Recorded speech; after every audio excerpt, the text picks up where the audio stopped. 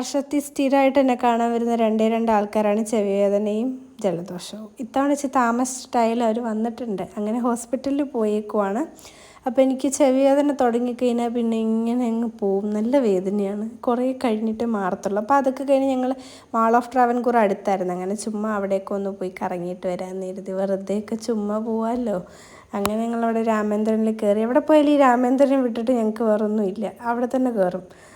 അപ്പോൾ അങ്ങനെ ചുമ്മാ അവിടെയൊക്കെ നോക്കി കുറച്ച് സാധനമൊക്കെ മേടിച്ചായിരുന്നു. എനിക്കൊരു നോട്ട്ബുക്ക് ഞാൻ തപ്പി നടന്നത് അവിടെ കിട്ടി. പിന്നെ അപ്പുറത്ത് സ്റ്റുഡിയുണ്ട്, അപ്പോൾ എന്തായാലും അവിടെ കയറുമല്ലോ. അങ്ങനെ അവിടെ കയറി ടീഷർട്ടൊക്കെ നോക്കി. എനിക്ക് ടീഷർട്ട് ഭയങ്കര ഇഷ്ടമായി ഇപ്പോൾ ഇടാനായിട്ട്. നല്ല സുഖമാണ്, ചൂടെടുക്കത്തില്ല, അതൊരു നല്ല കാര്യമാണ്.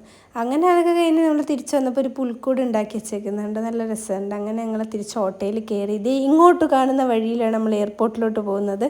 അങ്ങനെ ഞങ്ങൾ ആറ്റിങ്ങിൽ വന്നിട്ട് ഒരു ബിരിയാണി കഴിച്ച്. വിശന്നിട്ട് വയ്യായിരുന്നു.